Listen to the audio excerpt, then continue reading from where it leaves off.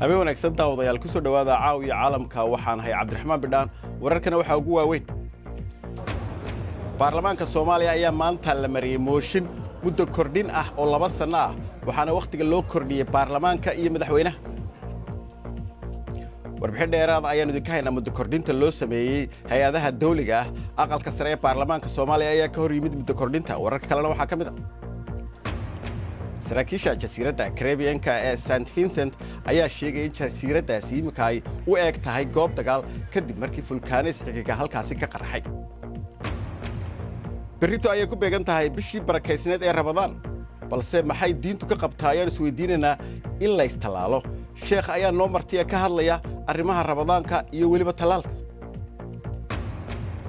60 sano ayaa laga joogaa markii cirbixiyeenkii Ruushka ahaa Yuri Gagarin uu noqday ninkii ugu horeeyay taariikhda ee hawada sare u baxa kala socod BBC News Somali Television-ka raadiyaha online-ka iyo baraha bulshada halkan waa BBC London caawiya caalamka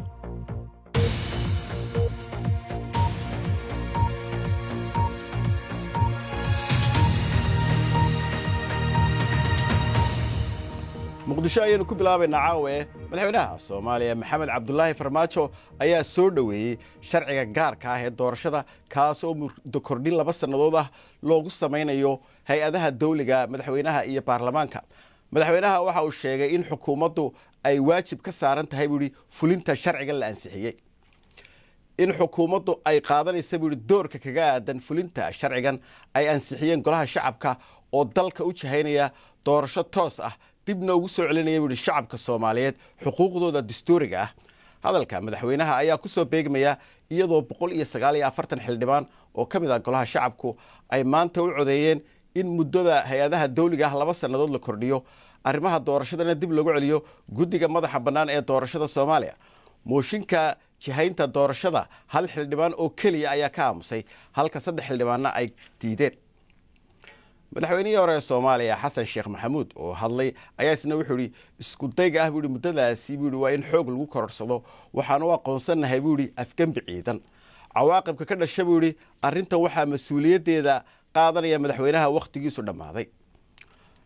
golaha aqalka sare ee baarlamaanka Soomaaliya oo hore qayb uga ahaa meelmarinta heshiiskii 17 Sebtembar kaasi oo lagu go'aansaday in dalku uu galo doorasho dadban aqalka sare qayb kama aha yiraahdeen go'aanka maanta gudoomiyaha aqalka sare oo bayaan soo saaray waxa uu sheegay in go'aankani uu hal dhinac oo baarlamaanka ka tirsan uu gaaray haddaba waa ka gudoomiyaha golaha shacbiga Soomaaliya oo codeynta kadib hadal jeediyay codeynta sharciga gaarka ah jihaynta doorashooyinka heer federaal oo ay xildhibaanadu mooshin ku soo jeediyeen waxaa ka aamusay hal xildhibaan waxaa diiday 3 xildhibaan waxaa ogol u codeeyay 149 sidaas ayuu ansax ku yahay xildhibaanada aad iyo aad ay u mahadsan yihiin kulanka annaga maanta halkaan uu ku xiran yahay wassalaamu calaykum waraxmatullaahi wabarakaatuh dhaga kale waxaa la hadalay qaar ka mid ah xildhibaanada kulankaasi maanta fadhiyay waxa meeshan ku qoran waxaa la yiraahdaa muddo kordhin waxa ay ka soo horjeedaa dastuurka ku meel gaarka ah ee dadkan Soomaaliyeed ay ku wada joogaan waxyaabo yar oo la iskaga gagabado wax heshiis baa socdo dadka raaliba istaga yihiin hawlaa socoto hawshii bal muddaha lagu dhameeyo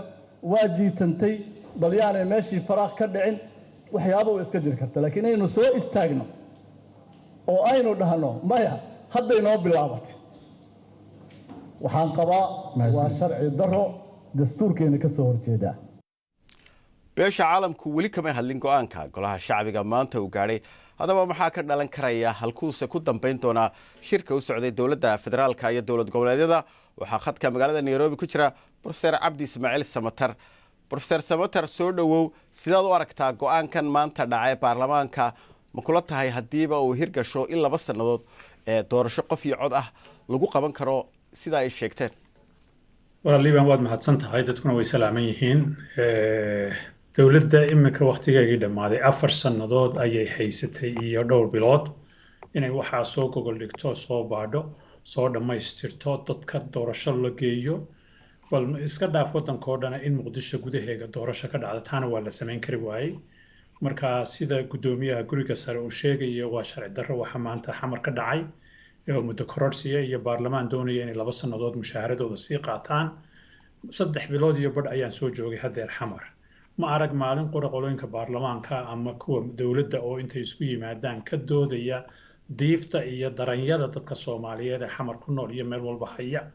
laakiinse waxay aad u boorinayeen sidii muddadan loo kororsan lahaa marka Soomaalidu maahmaabay leedahay waxay oran jirtay ka daro dibidal marka in arrintan aan hore loo maqal loona arag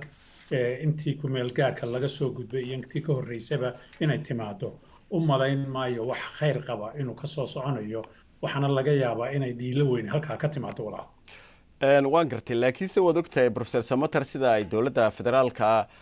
madaxweyne Farmaajo hogaaminaya ay ku doodayso taageerayaasheeduba Puntland iyo Jubaland ayaa meel laga maran la waayay sidii loo gaari lahaa doorashadii dadbaneed loo gali lahaa marka haddii Puntland iyo Jubaland ay hor istaageen soo dhan kale looga wareegi maayo waxa weeye horta in qof walba wax buu sheegan karaa anu muddadahan joogay madaxda qaar badan waan la sheekaystay qaar intooda badanna waan hor fadhiistay ma arag dad diidan doorashada waxa la isku hayaa 3 arrimood bay hayn walaal 3 arrimood inuu madaxweynuhu kolba hadduu yahay musharax inuu isagu iyo dowladdiisu hayna maamulin ee loo saaro guddi madax bannaan oo maamusha doorashada iyo xulitaanka soo samaysa talabaadna in gobolka Gado ay ka mid tahay Jubbada Hoose loola dhaqmo sida gobolada kale loola dhaqmayo ta saddexaadna ay tahay dadka reer waqooyiga siyaasadda ku jira koonfurta jooga inay u madax bannaanaadaan sida goboladu ugu madax bannaan yihiin saddexda arrimoodna madaxweynaha ayaa meer laga maran la waayay iyo saddexda nin ee gobolada u jooga ee uu samaystay ee isagu runtii ku shaqaysto saddexdaanina waan hor fadhiistay si allaaliya si reer waqooyi ay u qanciyaanna way kari waayeen waxay yidhaahdeen waanu diidanahay arrintaasi marka macnaheedu waxay ahayd in dadka reer waqooyiga jeebka la gashado ayay ahayd marka meesha runtii sartu ka qoruntay waa madaxweynaha oo diiday in doorasho xalaala oo dadku kalsoon yahay oo loo wada dhan yahay la sameeyo inta ka soo horjeedana waxay leeyihiin war xalaal ha noqoto baasho beesha caalamka Soomaaliya saameyn weyn bay ku leedahay sidaad og tahay weli jawaab lagama hayo laakiin mar walba waxay ka soo horjeedeen muddo kororsi oo ay ku celcelinayeen maxay kula tahay laga filayaa beesha caalamka walaal iminka waxay soo dhacay 2 daqiiqo horteed intaynaan hawada soo gelin waraaqay soo saareen qoladaasi oo leeyihiin dhiilo ayay keenaysaa arrintani waananu ka soo horjeednaa sidaas ay u qoran tahay waraaqda intan fahmay si degdeg aan u akhriye waxaan qabaa waxa weeye waan hor fadhiistay mesela qolooyinka ka wakiilka jamciyadda quruumaha 2 jeer baan hor fadhiistay intan magaalada xamar joogay waxa iiga muuqatay inayna fulinayn wax sharcigay ku joogeen meesha oo ah inay dadka Soomaaliyeed u gar qaadaan markhaatina ka noqdaan kii xaq ku joogana u sheegaan inuu xaq ku joogo tii xaaraan ku joogtana u sheegaan inuu xaaraan ku joogo sidaa hay isugu soo dhaweeyaan dadka intay mid walba u sanqadaan hay yiraahdaan haye hebel ayaa runtii wad keentay laakiin se arrintan maanta waxay keeni doontaa waxa weeyaan haddii ay ka hor iman waayaan ay oran waayaan arrintani waa sharci darro horena waan u sheegnay ma soconayso waxa quray u baahan yihiin inay leeyahaan dowladda Soomaalida aqoonsigii baanu kala soo noqonnay taas ayaa gabaahiri ka dhigi doonto dhaawici doonto qaranka walaa waan gartay waad mahadsan tahay Professor Cabdi Samatar oo iga soo biiray magaalada Nairobi bal markana aynu eegno qodobada kale ee ku jira wararka caawa hal qof ayaa toogasho lagu dilay midna waa la dhaawacay magaalada Paris waxa uu ka hor dhacay dilkani cusbitaalka Henry Dunant oo ahaa meel lagu talaalayay dadka oo laga talaalay COVID-19 qofkii weerarka soo qaaday ayaa la sheegay inuu mooto halkaasi kaga baxsaday madaxweynihii hore Chad Hussein Habre ayaa codsaday in 6 bilood xabsiga laga sii daayo isagoo sheegay in caafimaadkiisu luto Ramadaan ay tahay haddii laga aqbalo waxa la filayaa in salaasada la sii daayo April 13 oo ah bilowga Ramadaanta codsigiisan raalli kama aha dadkii waxyeeleeyay ninkani ayaa loo haystaa dambiyo ka baxsan bani'aadnimada inuu Chad ka geystay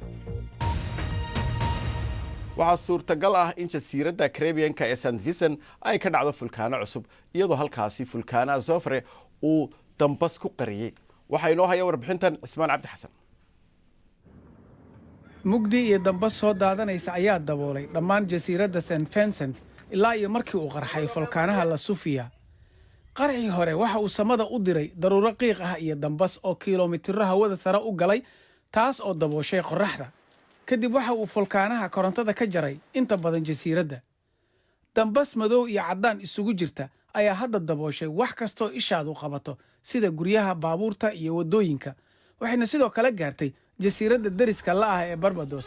meelaha qaar si fiican wax looma arko. St. Vincent hawada way xirtay, dhammaan safarada Karibiyaanka oo dhanna way saamaysay iyadoo kumanyaal ay jasiiradda ku xandhibmeen.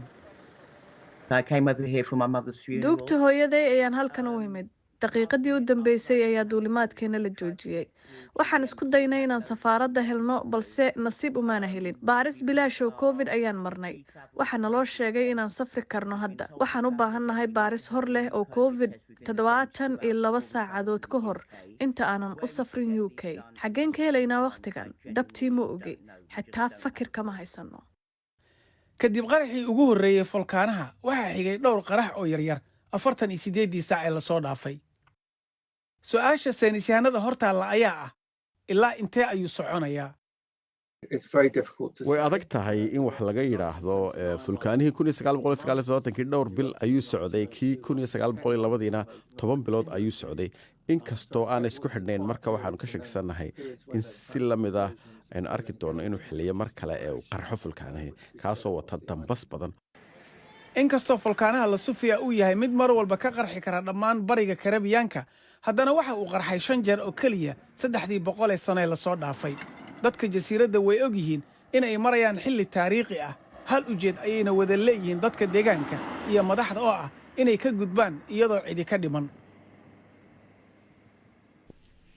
weli waxaa inoo soo socda caawa. beritoole ayaa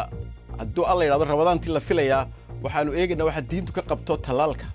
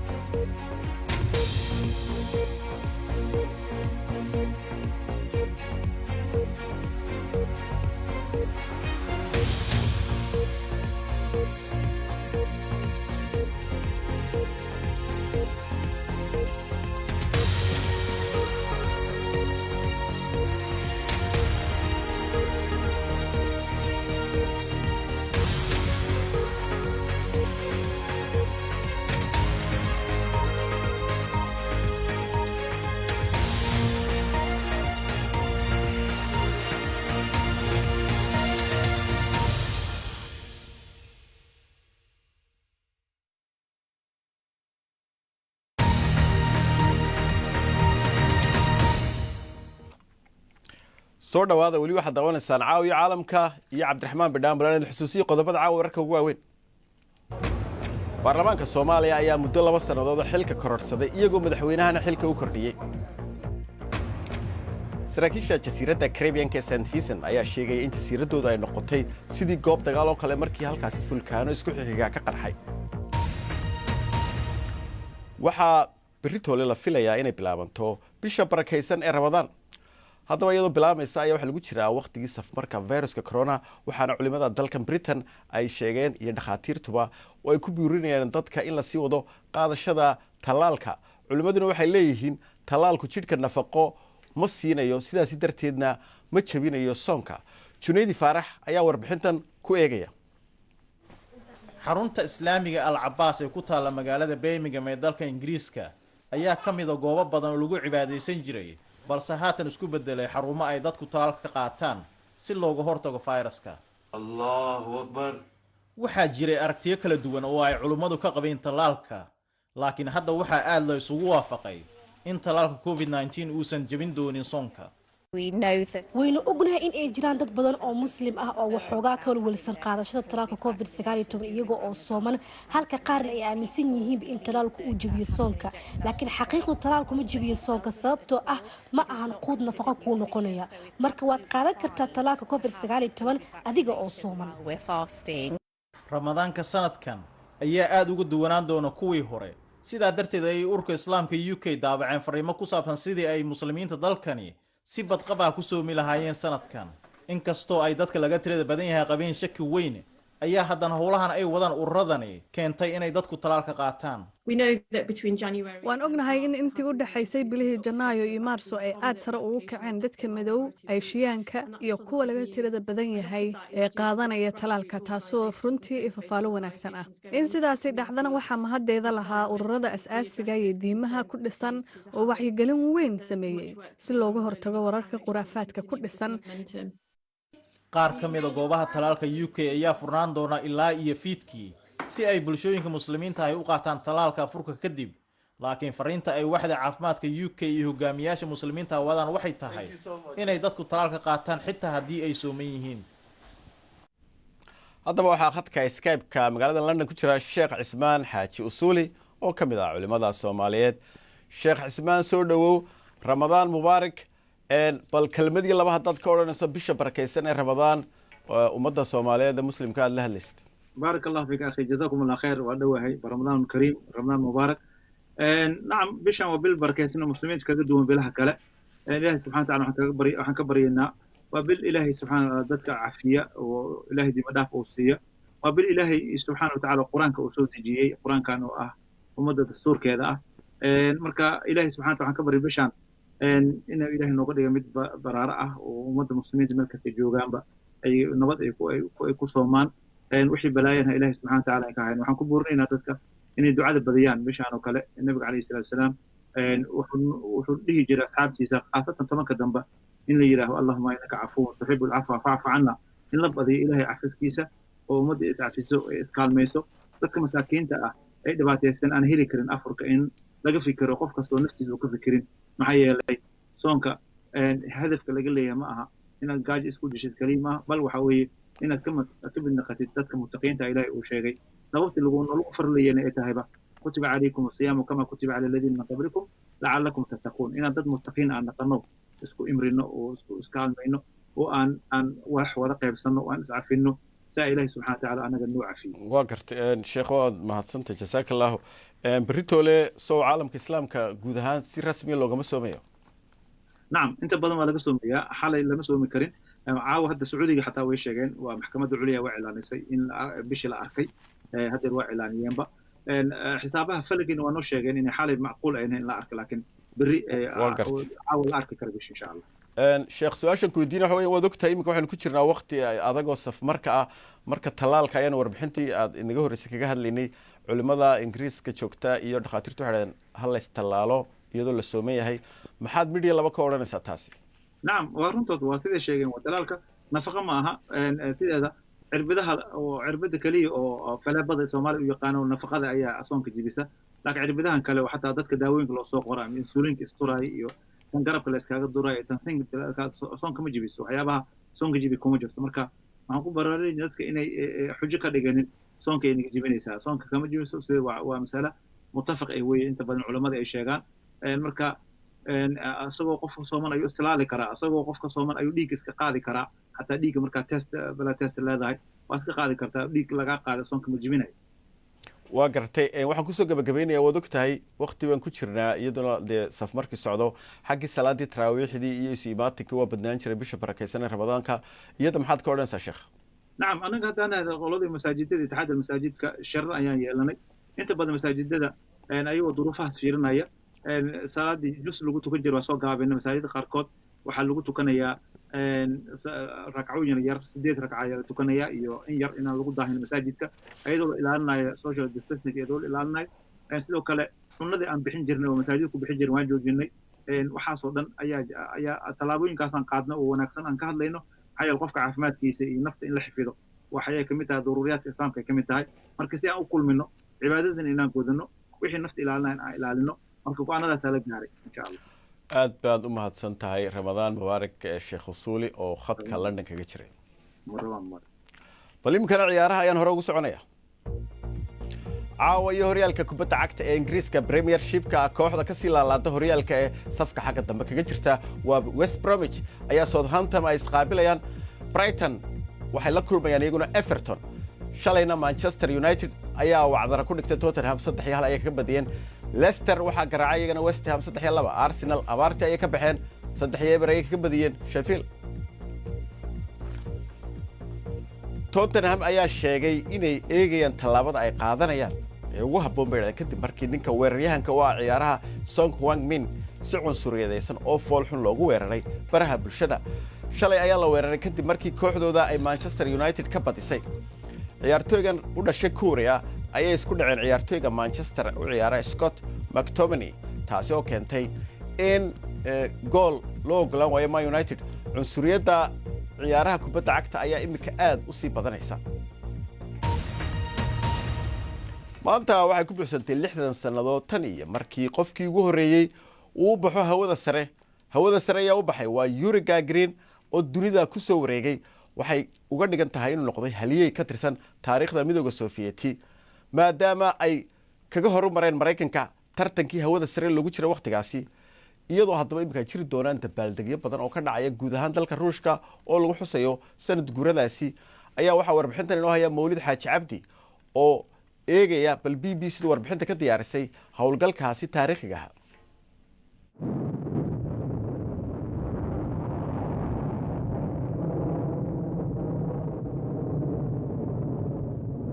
halkan waa beerta saldhigga goolwadayaasha oo 200 kiiloomitir koonfurta Moscow ka xigta waa dabaaldegyo guulaha Ruushka ee sahminta hawada sare sababta seeraha halkan looga dhisay 60 sano ka hor waxay ahayd in meeshan ay qayb ka noqotay sheeko cajiib ah 12 abriil 1961 dowladihii ciidamada cirka ee Soviyetka Yuri Gagarin wuxuu noqday qofkii ugu horeeyay ee hawada sare u baxa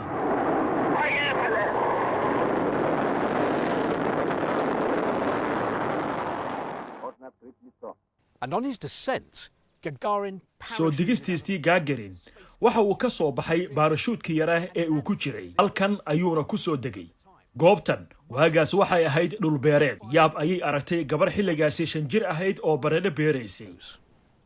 Бабушка делала луночки, а я просто помогала, бросала картошечку. Ayay godadka ayay sameeysay aniguna waxaan ku dhex tuuriyay bardhada. Hareeraha ayaan eegay oo waxaan arkay wax liinta oo kala ah oo qurux badan. Ma aanan ogeyn waxay ahayd. Waxay u soo socotay xaggeena. Ayay ayaa baqday waxay qabatay gacanteeda waxayna doonaynay inaanu dib ugu noqono guriga. Wuxuu yiri asxaabay joogsada waxaan kamid ahay raggeena. Waxaan iri ayay joogso wuxuu ku hadlayaa Afruush. waxay u badan tahay inuu yahay bini aadam maxaad in badan ka xasuusataa ninka dayax gacmeedka ah ee lama filaanka hortaada u soo istaagay конечно улыбка dabcan dhoola cadeyntiisa iyo qosolkiisu wuxuuna lahaa cod naxariis leh ayay ayaa weydiisay halkeed ka timid sidee ku timid halkan wuxuu yiri waxaan ku imid markab waxay tiri ma jiro bad u dhow halkan waa maxay markabka wuxuu ku jawaabay waxaan ka imid samada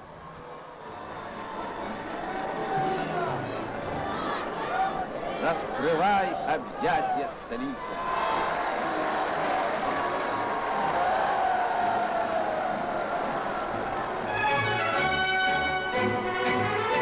The next call was at Admiralty House to see the Prime Minister.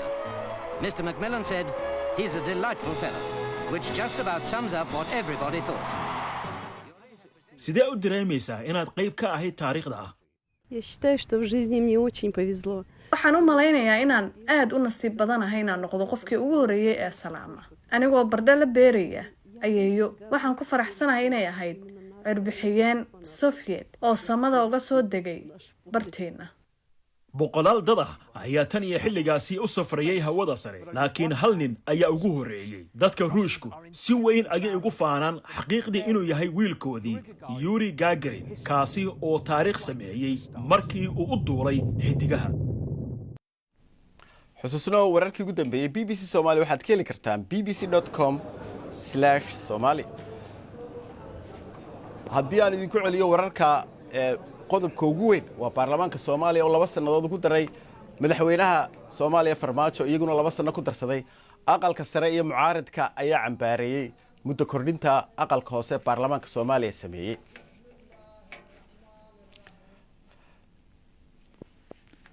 wararka oo dhan waxaad ka helisaa sida aan idin sheegnay website-kayga bbc.com/somali wararka ugu dambeeya Soomaaliya ku saabsan arrimaha siyaasadda